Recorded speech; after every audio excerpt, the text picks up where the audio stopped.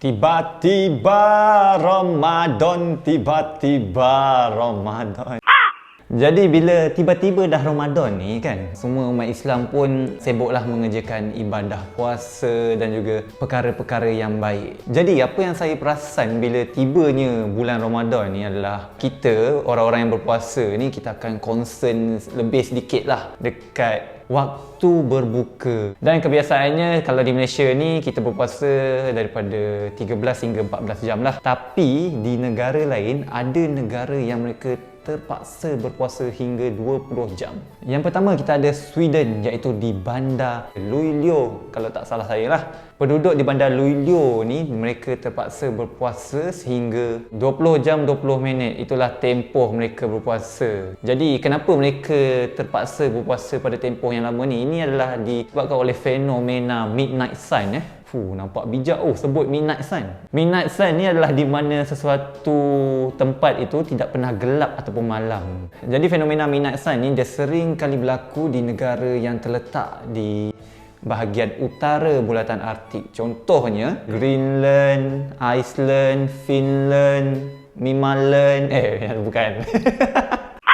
Norway, Rusia, Sweden dan juga United States, iaitu di bahagian Alaska lah. Kemudian kita beralih ke sebuah lagi negara, iaitu negara paling besar di dunia, Rusia.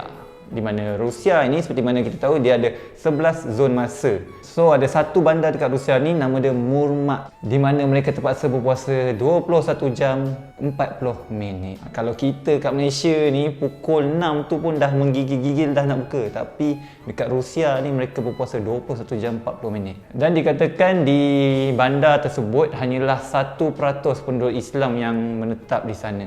Kemudian kita beralih ke negara bukan Iceland tapi Greenland. Ni banyak yang terkeliru ni. Sebenarnya Greenland itu adalah negara yang penuh dengan ais, dan juga Iceland tu sebenarnya adalah negara yang penuh dengan kehijauan. Jadi negara Greenland ni mereka berpuasa 21 jam 42 minit.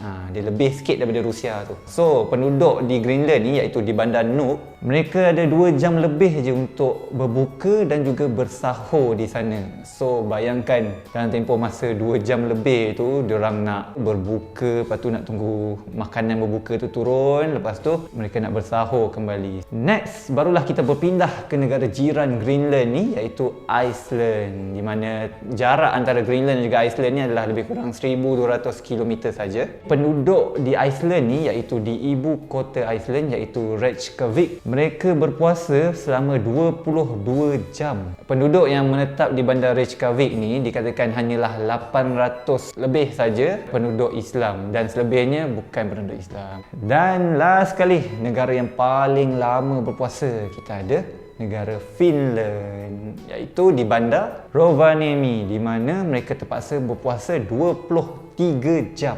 Fenomena ini berlaku di bandar Rovaniemi sahaja, tapi di bandar lain mereka terpaksa juga berpuasa pada tempoh yang lama, iaitu 19 jam hingga ke 22 jam juga. Finland ni pernah satu ketika di mana matahari terbenam hanya 55 minit sahaja. Kurang daripada 1 jam matahari itu terbenam, dan penduduk-penduduk Finland ni reda je lah dengan fenomena midnight sun ni kan. So penduduk-penduduk Finland yang beragama Islam yang menetap di bandar Rovaniemi ni, mereka diberi 3 pilihan untuk berpuasa, iaitu waktu berbuka mereka lah. First adalah mengikut zon masa bandar mereka, di mana kalau 23 jam maka 23 jam lah tempoh berpuasa mereka.